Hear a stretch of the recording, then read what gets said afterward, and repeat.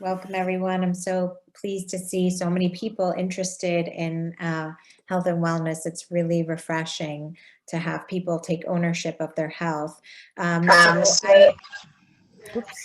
Sorry, I'm just going to make sure we mute. Okay, go ahead. So I'm going to start, before I give you my presentation, just to tell you a little bit about myself. I am a board certified dermatologist. I had also done prior to that residency in internal medicine. So I really believe in the power of the healing of the human body. So I took it a little bit further in my dermatology practice. I also really delve into the holistic part, the whole person approach, and I do a lot of root cause medicine. That I do outside of my practice in the office. I do a lot of virtual work with people who are trying to dig deeper. And really, for me, it was an evolution because I had grown up in a family of physicians. I knew that I wanted to be a physician myself. And when I was 12, my mom had breast cancer. And for 10 years, she fought very courageously, but she lost her battle. And at that time, I was about to start medical school. And so that for me was a catalyst to really look deeper into health and see why it is that there are so many people that are suffering, whether it be with cancer or autoimmunity or metabolic disorders like diabetes and things of that nature. So for me, it really took a deep dive into doing an integrative medicine fellowship. And then I now just continue to be a student daily, just learning more and more about how I can help people dive into their own health. I'm going to share my screen and I have a presentation. So I'm going to go through the pillars of health, the way that I go through them with patients. Mostly I do this one-on-one, but in my office where I see dermatology patients, I do weave it into anybody who's having any skin or chronic skin issues. So I'm going to share my screen and just hopefully everybody can see this. So the title of my presentation is Healing is an Inside Job, because I believe that we all have the power to know our bodies best. And I want people to not look so much to outsource their health to others and just try to really understand and sit deeply with what it is that really helps us heal. So what I want for all of you today is to be educated on the really innate healing power of your own body so you can feel empowered and understand what steps you can take.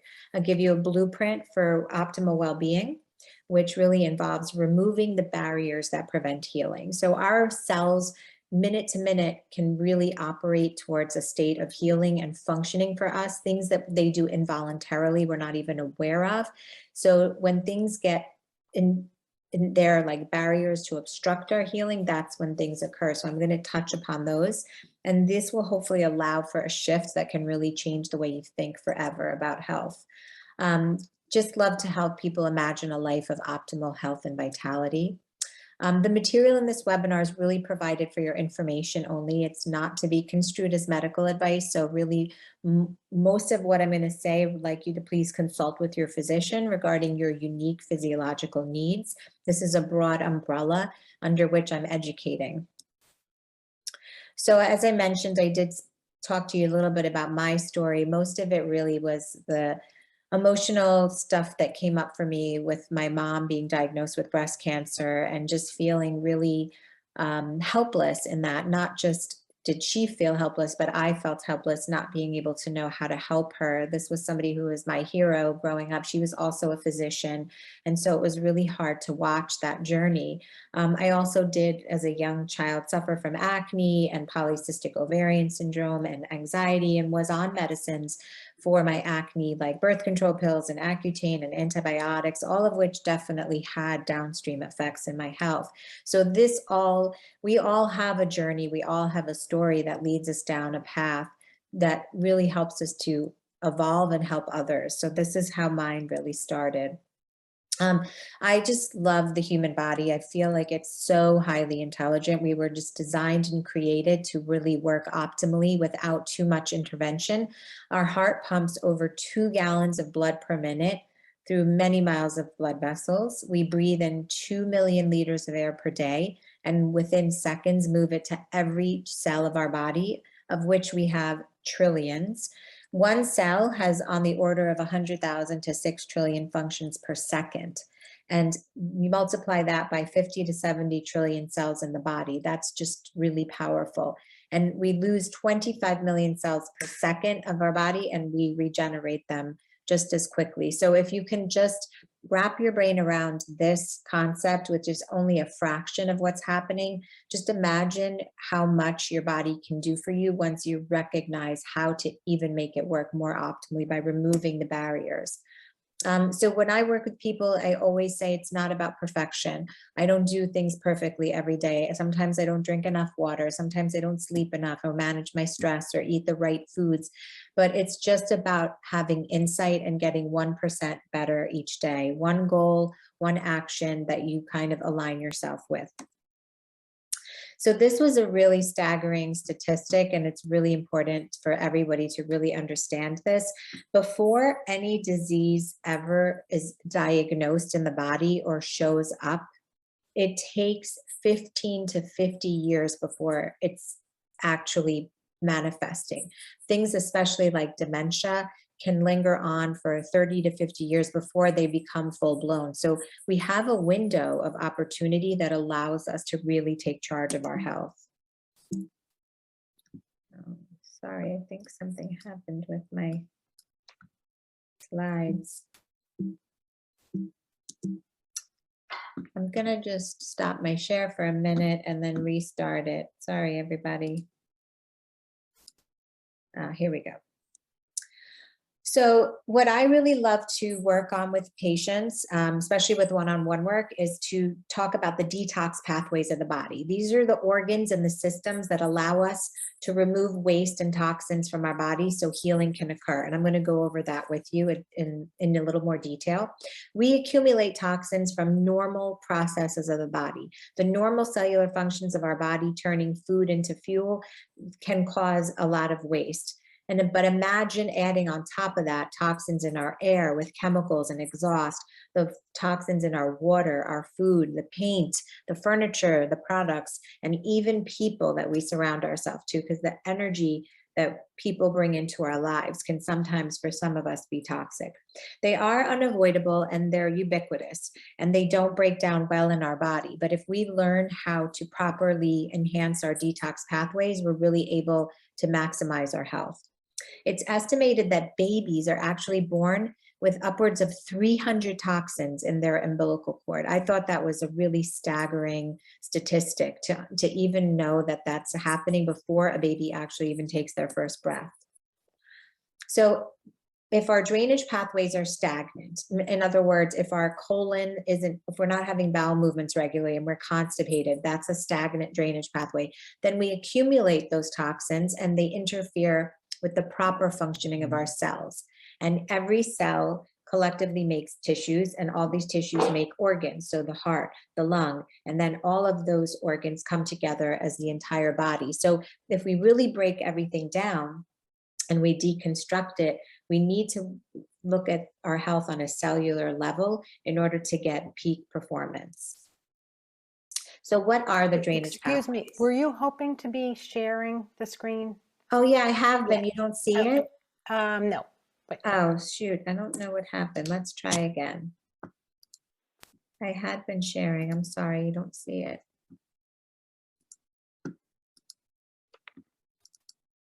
Can you see that now? Can you see that? Yes, now we can. Okay, great. I'll go back a little bit. I'm sorry, I thought you were able to see it. Okay, so what are the drainage pathways in the body and why are they so important? So these are specific organs that I listed that really need to be optimally functioning. And I'm going to just go over how you can think about your body and if it's following these like really powerful drainages. So there's the colon, which is your large intestine, the liver and gallbladder, your skin and lymphatic system, your lungs, your kidneys, the brain, which is also the lymphatic system, and the mitochondria. Those are the powerhouses of our cells that give us energy from food. So this is kind of a little funnel that shows how the things operate in our body. So if all of these things are working optimally, everything flows smoothly. But if any one of these are clogged, like a pipe in our sink, then everything overflows, and then our cells ultimately at the top are affected. And remember, these cells come together to make tissues that make the organs of our body. And so in order for them to properly function, we need everything moving really beautifully and smoothly. So how do we know we have a stagnant pathway? Our colon, which is our large intestine, really needs to empty and get rid of the waste in our body. So not having 1 to 3 normal sausage-shaped brown bowel movements per day, that is going to be a sign of a stagnant pathway. People think that it's normal to be having bowel movements just 3 times a week, but really it's important that we go every single day, at least 1 to 3 times, and really get rid of the toxins and waste that is in our body. So with people, I always ask that. That's one of my very first screening questions, just to make sure that their body is healthy. And I know this isn't exactly the kind of chart you were expecting to see tonight, but it gives you an idea of what to look for, because I really want people to be aware of what their body is supposed to be doing. So if you take the time to look in the toilet, these are what you should be seeing. This type 3 and 4, these are normal bowel movements. These on top are considered constipated, and these are more inflammation. So your body's giving you signs, and I just want you to be able to read these signs and be really knowledgeable and aware of your body. So, and how to improve your drainage pathways. So really, it's very simple. For colon, we want to be drinking a lot of water, filtered water. So I always tell patients, please no tap water. Within our tap water system, there are so many pesticides and pharmaceutical drugs, and even veterinary drugs end up in there, and lots of heavy metals. So really getting a good filtration system with your water is very important. And then moving your body. If you're physically active and you're moving in any way that you're able to, whether it's a walk or, taking a water aerobics class, that physical movement helps things move along in your body. I always teach people also about abdominal massage and paying attention to foods that could constipate you, and slowly increasing fiber. One of the most critical supplements that I have people start if they're having trouble, and even if they're not, because we are very deficient in it, is magnesium. So magnesium supplements do help a lot. So the water I mentioned, again, should be filtered. And what's really important tip that I want you guys to take with you is drinking water in between your meals. This prevents dilution of the enzymes in your body that digest your food and break them down. So if we're drinking a lot of water with our meals, we wash down those very powerful enzymes, and they can't break down food well. And what happens when you can't break down food well? You don't absorb the nutrients from your food, and the food gets stuck there and causes constipation. And I also talk about toxins a lot with my patients. So I did want to mention some really good bullet points and pearls to take with you. Try your best to eliminate the use of plastic in your food and for your water, like plastic Tupperware, plastic water bottles. I know they're easy and they're very convenient and they're everywhere, but plastic harbors a lot of chemicals like BPA, BPF, and BPS. All of these chemicals are actually really destroying our health. They disrupt our hormone systems. So just a take home for you guys is just to eliminate the use of plastic as much as you can. So again, that was the first pathway is the colon. Now talking about the liver and gallbladder. So the liver is a really hardworking organ in our body, and it helps us to keep our blood sugar stable in between meals. It helps us to metabolize medicines and toxins. So how do I ask people and have them look at their liver pathway and see how they're doing with that? I always say, can you fast during the day? Could you skip a meal? Some people are very jittery and they get lightheaded. And if they can't tolerate a few hours between meals without that feeling of hunger, that means that their liver and gallbladder can be a little bit stagnant. If you can't tolerate coffee and you get very jittery, if you can't tolerate alcohol, if you have a real intolerance to odors. So walking, in front of any Bath and Body Works can make me feel really horrible because the perfumes and fragrances get to me. And that to me has always been a sign that my liver needs a lot of help. So migraines, headaches, things of that nature can be a sign that the liver pathway is a little stagnant. So the liver is an organ that sits right under your right upper abdomen, right under your ribs. And it has 500 jobs that it does. It's very important. It removes toxins from your food. It's kind of like the central waste area of a large city, and all of the different parts of the city, like your organs, dump into it and get filtered. So we really want things moving beautifully. So how we can eliminate a lot of this getting stagnant is by eliminating the toxins that we use in our environment. So I always tell people, another little pearl, try to keep away from those Glade plugins, the air fresheners, anything with perfumes, lots of chemicals that you clean with, doing your very best to eliminate things that can be absorbed into your skin and get into your bloodstream and liver. So improving your liver pathway, how can we do that? These are really good pearls you can use starting tomorrow. First, when you first wake up in the morning, warm water with lemon is, I want you to hydrate your body, because at night you're sleeping and you're getting dehydrated, you're breathing, you're letting out carbon dioxide, can dehydrate you. So why warm water? Your body doesn't have to work as hard when it's a warm water. If it's cold water or cold foods, especially this time of year, your body has to work harder to warm it up. And it's really hard on the body, especially the liver. So when you first wake up in the morning, you get a little warm water or even room temperature, put a little lemon in it, and it gets your colon moving. It wakes up your body, and your liver really loves that. Other ways that you can really help your liver be healthy that are easy to do: get some great root or cruciferous vegetables from your supermarket. This time of year, it's great and easy to make a soup. So what are the cruciferous vegetables? It's your kale, your broccoli, your cauliflower, asparagus, watercress. Your root vegetables, you can make really good soups now this time of year in the fall. That's your turnips, your carrots. You can do potatoes, parsnips. Those are going to help your liver. Your liver loves those types of vegetables.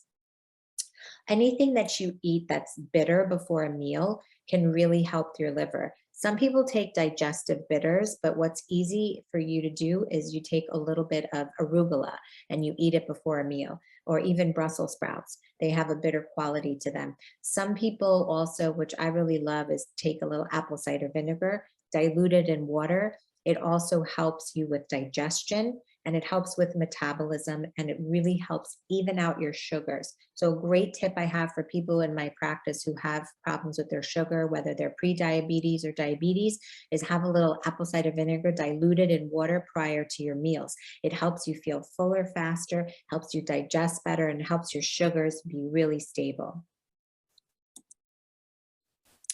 So the next part is the skin. That's kind of my area of expertise. I see a lot of people that have stagnant skin pathways. So I see them with rashes like eczema, psoriasis, acne, things of that nature. So when I always talk about this with patients, it's the skin is like a check engine light for the body. So when I see people with lots of skin issues, I always think about what's going on internally. What's your gut doing? Are you having issues with your gut? That could relate to your skin. So this is one of the most important systems. It is completely under-recognized. For so many years of medical school that we did, we barely talked about it, and most people don't even know it exists. It's the lymphatic system. It's even more volume in your body than blood. It runs parallel to your blood flow, but it really doesn't get enough recognition. How do we know that our lymph system is not functioning well? We have cellulite. We feel stiffness in the morning and heaviness. We're puffy. Lymphatic system always takes a hit when you've had surgery. If you've had any C-sections or any surgical procedures, the scar tissue will prevent the lymph from moving. Why is lymph so important? I'm going to show you a picture of the lymphatic system in the body. It's all these green vessels. It runs through your entire body, and it is like an area where there's immune cells that come to really flood your body with good immunity. It also includes your tonsils and adenoids, as you can see from the picture, your thymus, your appendix, your spleen. These are very critical organs, and all these vessels that you see that are in green, feeds your whole body with immune cells, and it also takes all the toxins out of your body and releases them.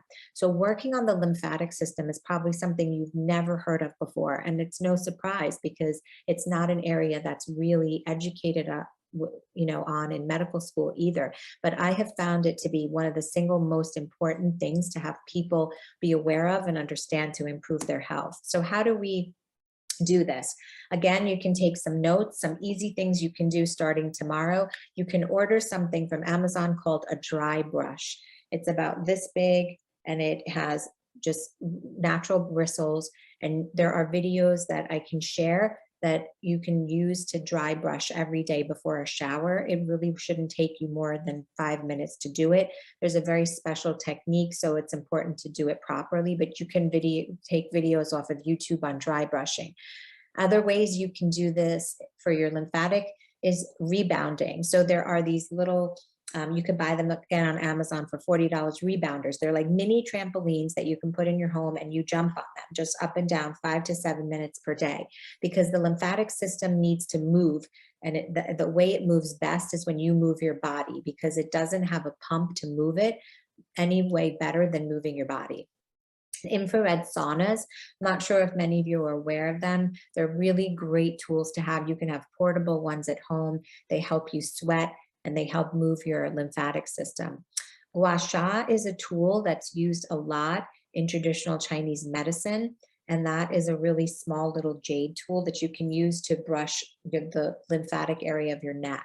Again, you can look them up. There's so many videos I'm happy to share as well. I can send stuff to you, Liz, that you can pass on.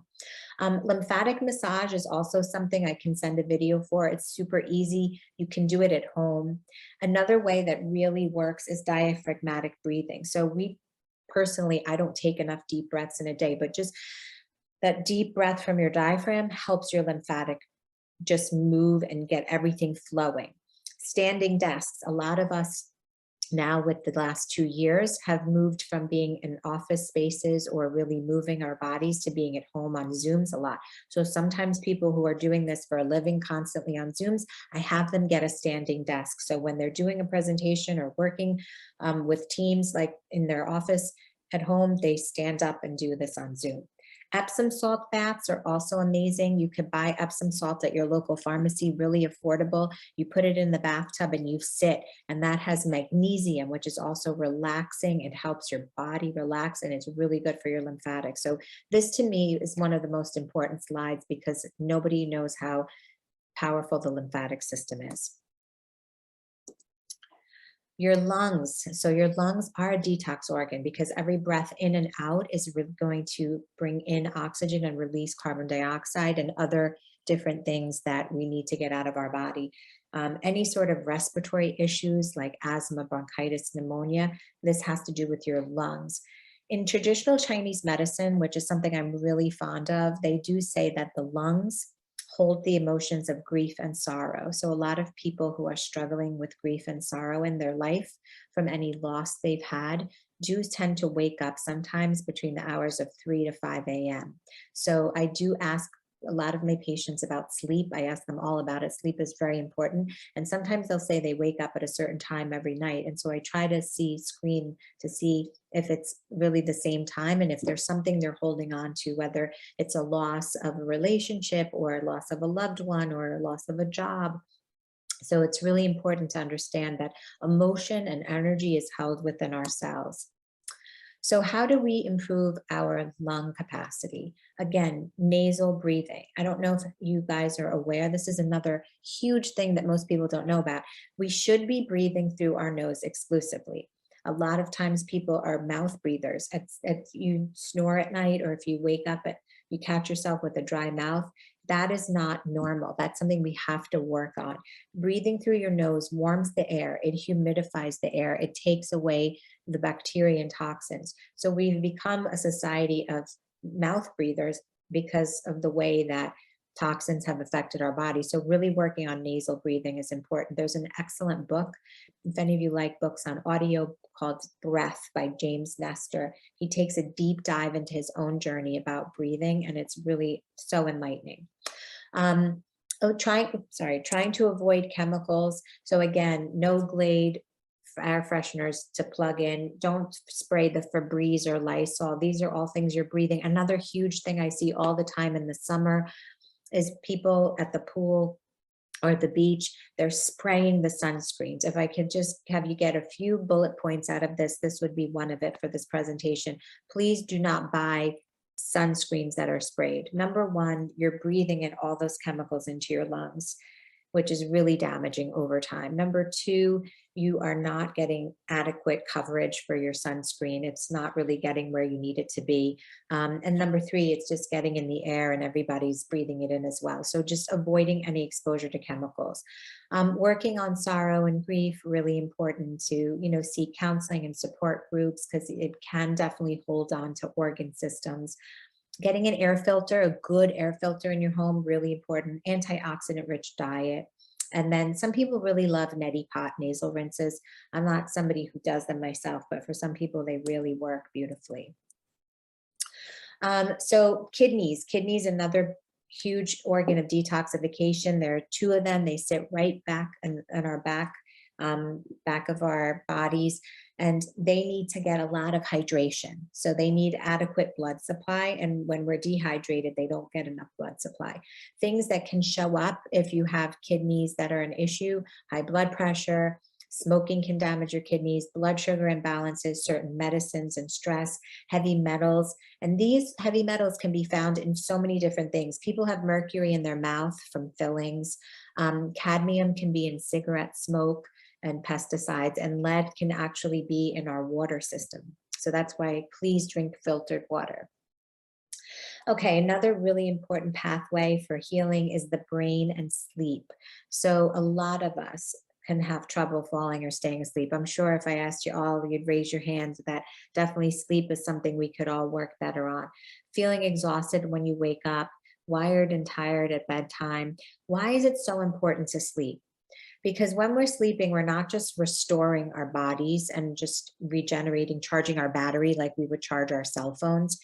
At night, when we sleep, we release a hormone called melatonin that actually helps to drain toxins out of our brain and into the lymphatic system to get out. And it's called the glymphatic system. It's the brain's lymphatic system.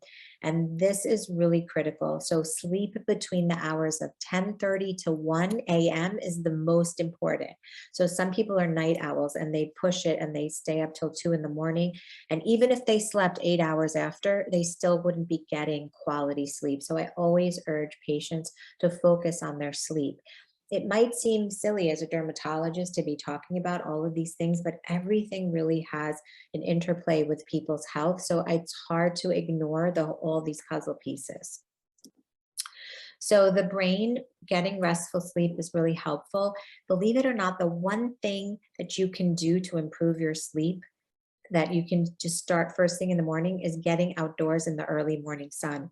When the sun hits your eyes, there's a reaction that happens into this area behind your eyes, behind your, the back of your eyes, that it actually helps you with your circadian rhythm. It wakes you up, it gives your body energy, and you're not baking in the sun. You're just out in the morning and you're letting the sun hit your face. It's like an 7 a.m., 8 a.m., whether it's winter or summer, doesn't matter. This technique is the single most powerful thing to help people with sleep issues, just getting a few minutes of early morning sun. Another thing that really is important is going to bed and waking up at the same time each day. It gets your body into a structure, into a really nice regimen. Before the days of electricity, our ancestors would wake up with the sunrise and then they go to bed within 2 hours of sunset, and they kept their body on a rhythm. And when you do that, you're really going to gain benefits. Decreasing blue light before bed. So what is blue light? Blue light is anything that's artificial. Some of the sun has blue light too, so that is a natural blue light, but that's okay in the morning. But before bed, computer screens, telephones, iPads, TVs, all of that is blue light, and it hits your eye and it causes a reaction that makes you decrease the hormone of sleep, which is melatonin. So I try to encourage people to work really hard on either getting blue blocking glasses or just saying no to TV or anything 2 hours before bed. Another really great trick you can do is sleeping in a really cool, dark room. The cooler the room, the less light you have, like if you have dark shades, everything for me personally, it feels better when I'm in a cool, dark room. It really helps you sleep because your body genuinely wants to be cooled off, especially at night. So you want to aim for 7 to 8 hours. But again, remember, before I wrote 11, but I would say even before 10:30, because that's when you have the maximum release of melatonin, that hormone that really cleans out our body and our brain and also helps us sleep. Dark, cool room, morning sunlight, no EMF. So those are my big bullet points. EMF is electromagnetic frequency radiation that emits from your cell phones, your TV, your electronics. So mitochondria, this is a part of our cells. Every cell in the body besides red blood cells has them. Anybody who's tired, dragging their body, has brain fog, lacks mental clarity, doesn't have consistent energy throughout the day, uses certain pharmaceuticals, can absolutely have damage to their mitochondria. It's really almost all of us can have that for some reason or another. We've all been, you know, given certain medicines growing up, antibiotics, whatever it is, and they can break down our mitochondria. The mitochondria are, in my research and my 15-year career, I have found that anybody with any illness, any diagnosis, the fundamental breakdown of mitochondria is at the root cause of it. So let's talk about how we really help our mitochondria.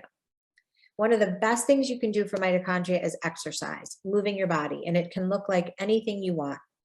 Walking, jogging, aerobics, weightlifting, that really exercise, it powers up your energy and your mitochondria, and it helps you really, really get things moving. Red light therapy, I'm not sure if any of you have heard of it, but there are a lot of good, affordable machines you can get at home that are portable, and you could sit in front of the red light 10 to 20 minutes a day, sometimes twice a day. There are so many research articles out there to show it improves your mood and energy and your mitochondrial health.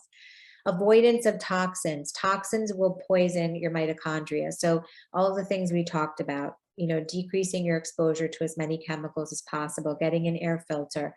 And there are a lot of supplements out there to support mitochondria as well.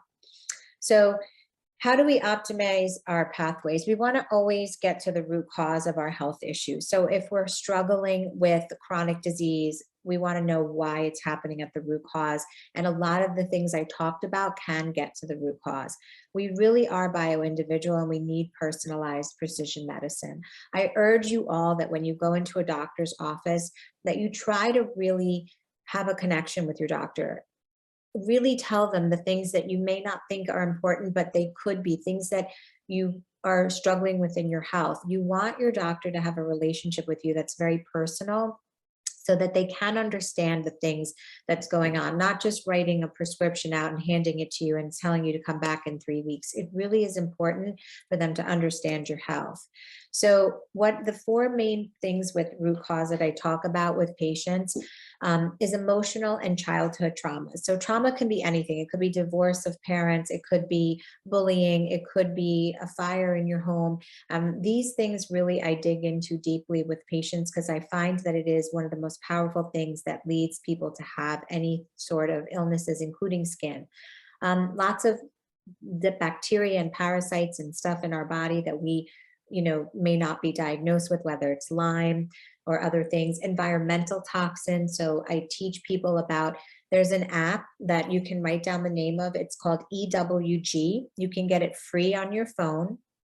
And it helps you scan the barcode of any product you buy, deodorant, toothpaste, laundry detergent. And this app, which is free, it's called EWG, Environmental Working Group. It tells you how toxic the product is. And it rates it from like an A to an F. It gives it a green or a red or a yellow in between. So really, if you're at a supermarket, you can scan it, every barcode of every product, and you can see even your makeups, how toxic they are. So limiting bringing those things into your house.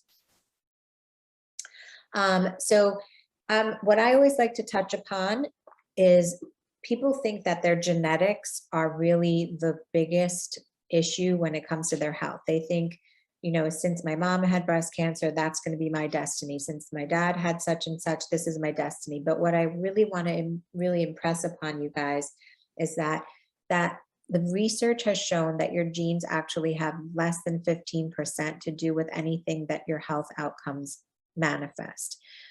There's a field of science called epigenetics, and that has shown that our lifestyle habits and choices, from the food we eat and nourish our body with, to the way that we think, our thoughts, the products that we use, all of these different pieces of the puzzle that I touched upon, they absolutely have an impact on how our health outcomes are. So it's really important for everybody to understand that. What I do that I want to talk about is, just briefly before we get to a Q&A, is I really focus first things first on nutrition, because that's where my journey started. So food is medicine. Your gut carries 70% of your immune system. So everything you eat breaks down into the components of the food and creates the cells of your body.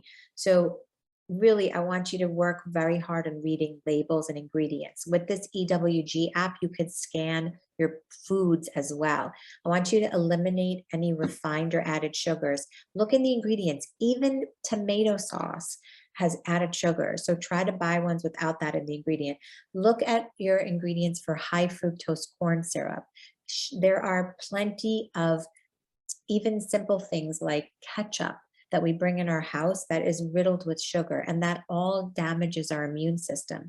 They did a study where when you ingested any sort of added sugars, your white blood cells, which are responsible for fighting infection and cancer, they became completely paralyzed for like 5 hours. They didn't work properly. So really look at your ingredients before you buy them. Eat a rainbow of vegetables and fruits every day as much as you can. Eliminate processed oils. This is a big thing. Aside from sugars and corn syrup, don't eat things with vegetable oil, canola oil, peanut oils. These are very high in inflammatory fats, and they're in restaurants also. So be very careful when you eat out. I would rather you just have them say, you know, you don't want it in this any oil except olive. You know, speak up, because this definitely affects your health. So nutrition is really key. The EWG also has a database, and every year they put out their Dirty Dozen vegetables and fruits. The Dirty Dozen are the 12 different produce items that should be organic. This is from last year, and you know, most of the time potatoes are always on the list. So I would still put potatoes on, because potatoes grow in the ground where there's lots of pesticides. But within your budget, if you're buying these particular Dirty Dozen, they should be organic as much as possible. Because if you look at people that are spraying our food with pesticides, they're always wearing these hazmat suits and they're covered from head to toe. Yet, you know, we're putting these foods in our bodies. So to me, it makes most sense to stay as organic as possible. How we eat is just as important as what we eat. So a lot of times, I mean, just today, I was so busy, I was eating my lunch in the car. First of all, just not healthy. I don't feel like I'm absorbing properly. If I'm not sitting down and being mindful and thanking God for my food and really imagining where it came from the farmer to the supermarket to my home, that is the best way to imbibe your food and digest it and be grateful for it.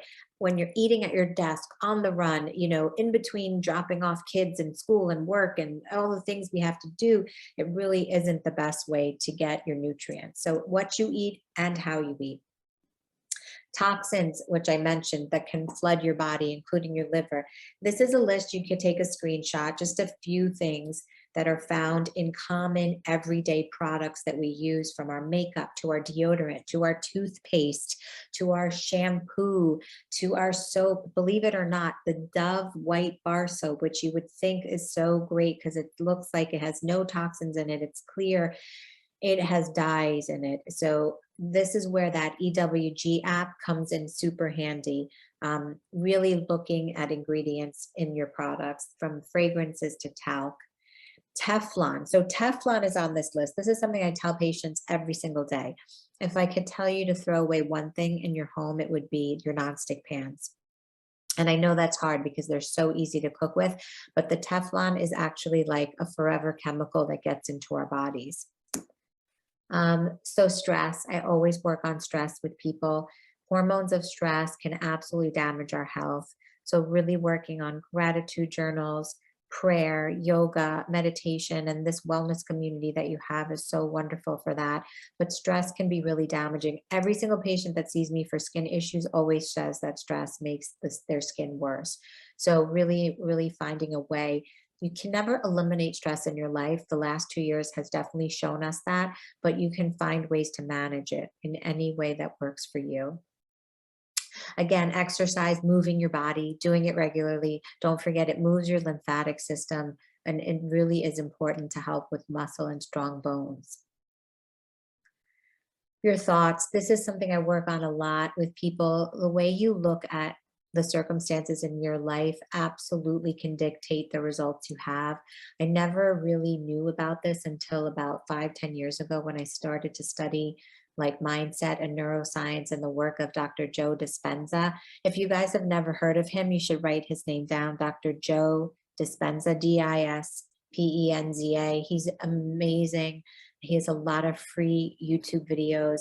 He just talks about how the way we look at things in our life is really more of, it leads to more of our results than actually the things that the circumstances themselves. So two people can have the same thing happen to them, just like the lovely lady who talked about the accident that she had gotten into. So she was very beautiful in her thoughts. And you can't replace me, but you can replace my car. Thank God I'm okay. So somebody else could have just walked away just being so upset about their car and what am I going to do? And now she's able to move on and understand that her health is really more important than any material thing. So really thinking about things changes the way you feel, then changes your actions and finally your results. Getting out in nature. You know, we have something that's been labeled by a lot of pediatricians as a nature deficit disorder in kids, but it's so ubiquitous even in adults. How many times a day do we really have gratitude for the nature, especially in the fall right now with all the leaves turning color? I want you to get outside every day, bundle up, take a walk, appreciate the trees and the grass and the beauty around us. Nature is so healing, and we've stepped away from it a lot in the last maybe 100 years in the industrial nation. Community, which you guys all have here, this is a really integral component of healing and wellness. Having a feeling of connectedness to people individually and collectively is so important for healing the body. Being in solitude and feeling isolated is really a recipe for disaster for the health of the human body. We were not designed to be solitary people. My final slide on this is talking about passion and purpose. So I always work on this with my patients because if we're not aligned with what we're doing in life, or we don't wake up feeling a purpose, even if it's just like, taking care of your grandchild, or, helping a neighbor, feeling aligned with something that is serving of others and helping you feel like you're here for a purpose, it really can ignite your health in so many ways. Sometimes when you're feeling at your worst, but then you're helping others on purpose intentionally, it will be the gift that you need to heal. So I'm a firm believer in really living on purpose with passion on a path that helps you really find what your gifts are for the world. This is actually my final slide, is what I do in addition to the work I do physically with patients, working on their nutrition, working on, the things that come up with their blood work, working on their total health, all their systems, having them have bowel movements and liver movement and all that jazz, is I do work with bioenergetic medicine. It's a field that's been around for many years. And really it's just about life is an exchange of energy. We know that when we get an EKG, our heart has electrical energy. Same with an EMG and EEG for the brain and the muscle, the EMG. So this machine just helps us scan the body and see where our energy is chaotic, where we need to balance it. And it measures hundreds of parameters and it allows us to really balance that. It's very similar to the work of acupuncture in the energy and the meridians, and similar to Reiki in some ways. So it's a combination of a lot of bioenergetic work. And if anybody ever had questions, I'm happy to pass along my information for it. But I just wanted to end on this because I really feel very drawn to the power of energy of the human body. And I think before any physical things show up in the body, anything that shows up with aches and pains and illness, it's always precursor and upstream to it is always energy that's been chaotic in our life, whether it's emotional energy or chemical or physical. So I'm a big fan of this. So I'm going to stop the share, and then I'm going to open up the floor for any questions. My main mission in what I do is really to just educate and empower people, and add value and teach you that, you know, you are able to absolutely get to the root cause of the things that ail you and help your body with inflammation. And you just have to believe in the human body and connect with a practitioner that can really listen to your story and educate you on this. So I believe Kathleen has a question. I'm not sure how to unmute anybody, so I'm going to rely on Liz for that. Okay, I think I'm unmuted. Oh, okay, good. This is wonderful. It's like, this is exactly what I needed to hear at this particular time. Thank you. I'm so glad again to Westside and to Liz. So two things, this is very personal, and this might relate to other people too. Number one, I had my gallbladder removed, oh my goodness, in the late 90s. Number two, I had to have a hysterectomy due to cancer, and had all the lymph nodes in my abdomen removed in early 2017. So I've often wondered about both of these issues, and then as a result of that, have had some physiological, functional issues that have occurred. So the gallbladder issue, no one's ever addressed this, and it's always been a sort of like source of question in my mind in terms of my digestion and how I deal with all the things that, good things and the bad things that come into my body, and how not having a gallbladder, how that's affected. And hearing you tonight talking about the lymphatic system also has been Absolutely really interesting. So yeah. First, I want to say, just because I am not your doctor, I can't Right. answer you on a like personal level, but I can give a broad, because it's an excellent question and it's so common that, so the liver creates, as one of its 500 jobs, bile, and the gallbladder stores the bile. The Right. bile's job is to act like a detergent and Right. get released into the small intestine, you know, kill any sort of bacteria and really absorb fat, and helps us with fat absorption and fat absorbable vitamins like vitamin A, D, E, and K. And it also is critical in getting rid of excess cholesterol and toxins. So you're still making bile, Kathleen. You just don't have the storage for it in the gallbladder. And oftentimes conventional medicine will rip out organs when they're not working right. But what I try to do before you get to that point is, if you're having those issues, we work on your liver. We do key things like I listed with the drinking warm water with lemon and certain vegetables, but more importantly, key supplements that are targeted for the liver, which you still would need now, even because taking out your gallbladder doesn't solve the problem. So imagine your liver being all stagnant and sluggish, and then that forms the stones in your gallbladder, right? So if you take out the gallbladder, it doesn't fix the precursor root issue. So for you, what I often tell, and again, consult with your doctor, who probably may or may not know to do this, but there are supplements that have ox bile. They're called ox bile supplements, and they do help you to get that digestion going, and other digestive enzymes as well. So again, consult your doctor for it. I'm happy to have you consult me separately if you ever wanted to, but yeah, definitely that can help your digestion. And as far as your abdominal surgery, you can see somebody who has a very special you need to find a lymphatic massage expert, and I'm looking for them myself. But one thing that's really good is myofascial release and breath work. And in the John Barnes system, JOHNBARNES. I know him. I'm Oh, actually John Barnes trained in my previous profession. oh my God. You're in lymphatic massage? Well, I was a pediatric occupational therapist Oh my God.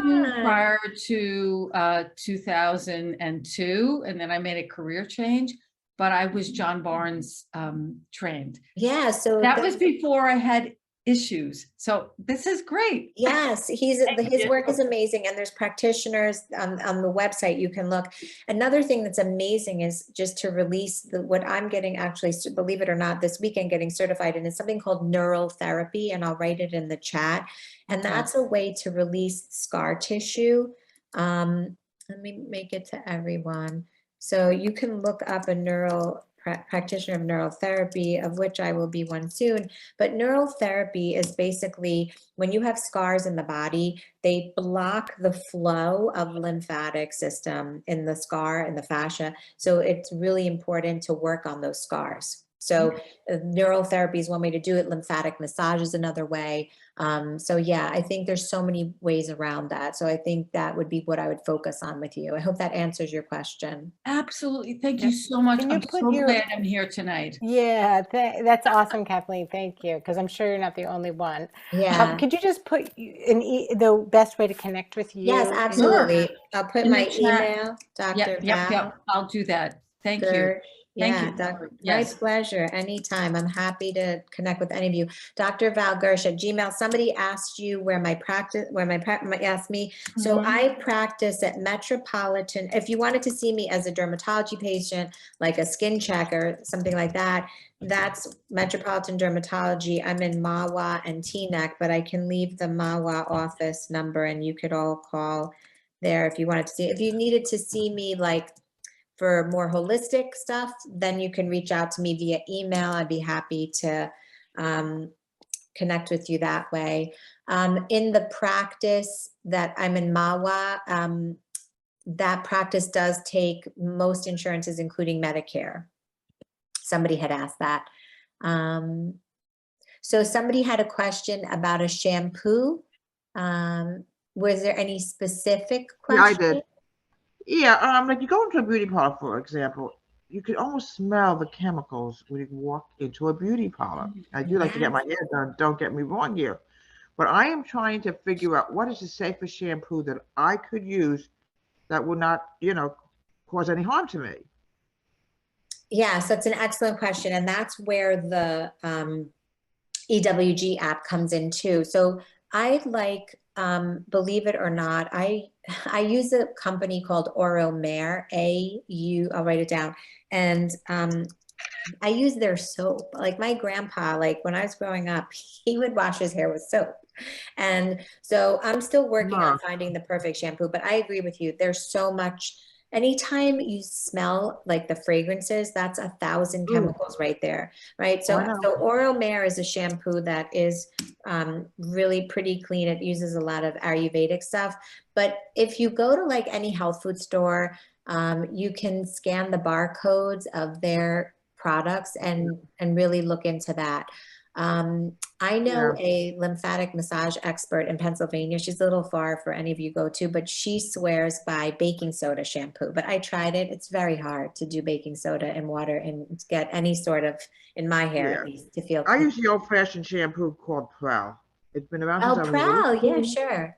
Prowl. I mean, I'm still using it even up to, I used it when I was a little girl. I'm 68 years old.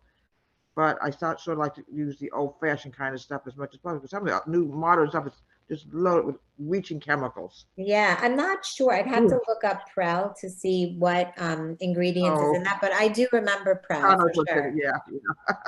But that's a great question. There are organic hair salons, by the way. You can look them up. Well, not near me. Yeah, there's one in Midland Park. I just do my own hair myself. I try to get some. I do my own also because you don't know. You can go in there. You don't know if the person ahead of you's got. Could have anything. Could have hair lice, anything. You can't take a chance. not exactly say put your head on a sink with somebody else's neck for like 2 minutes ago. You know? I hear you. So, Okay. do we have, thank you for that. We just have a couple of more minutes, so I wanted to make sure. Sandy, I think you had a question. Sandy Moore. You have to I think you're on unmute mute, yourself. Sandy. Yeah.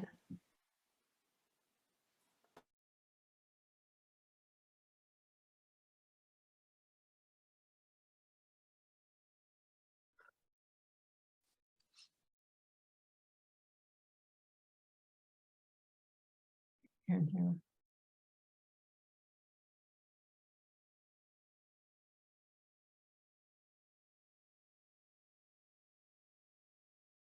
You want to put it? Oh, there you go. Good girl. Okay. Something came through. I wanted to ask you about the two supplements you mentioned, which are both produced by the body, the melatonin Mhm. and the magnesium. Yeah. I'm not a Go ahead. I'm so sorry. Go ahead. The magnesium, you say supplements, but isn't that part of a regular blood testing? And if your count is fine, do you still need magnesium supplements? And I guess I would say the same thing about melatonin. I've often used it for sleep Yeah. purposes.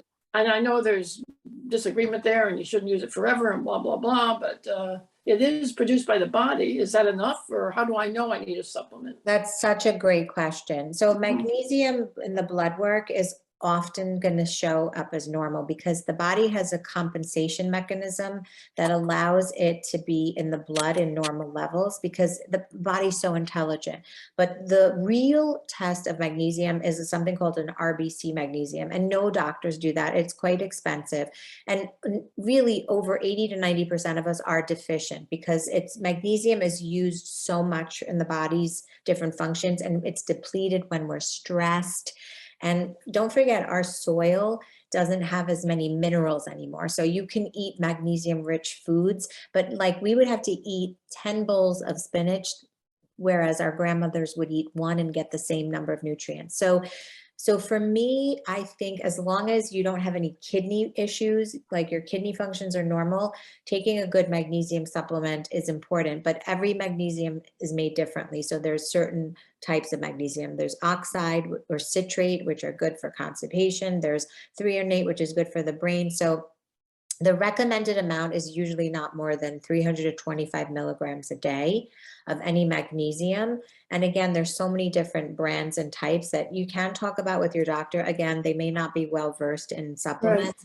But as far as the second thing you said, melatonin, there's no good measure of it in a blood test. There are special functional tests that you can check melatonin, but they're very expensive.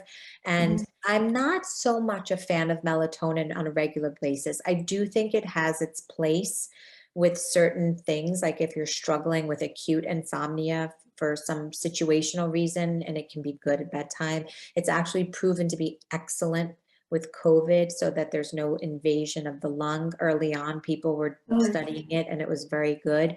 But I'm not a fan of taking it as a supplement regularly. I think if you do the measures like get out early morning sun, limit your electronics before bed, your melatonin should help hopefully naturally. We've become topsy-turvy in our circadian rhythm. So instead of being low melatonin in the morning and high at night and having high cortisol in the morning and low at night, we're topsy-turvy. Like our cortisols are high at night, we're like wired and tired, and our melatonin is dragging. So it's really, that's why I say, if we take an honest look at what we do and the things, like I'll be honest, I'm on my computer at night when my kids go to bed to catch up on my work.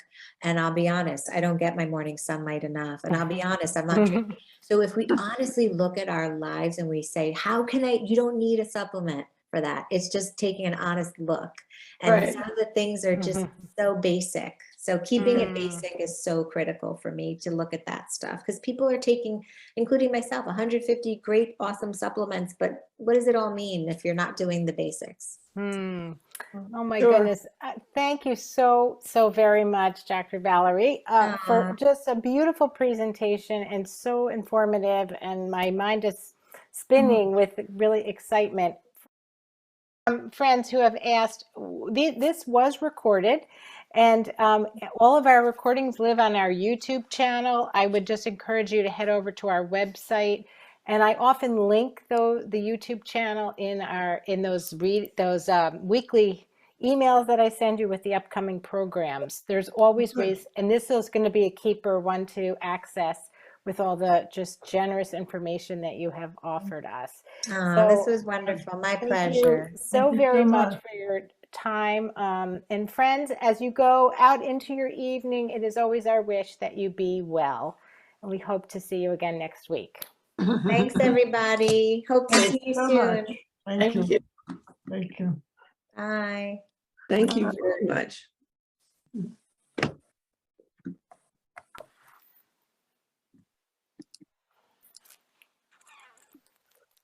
Okay. Great. Thank you. Thank you, Liz. Great.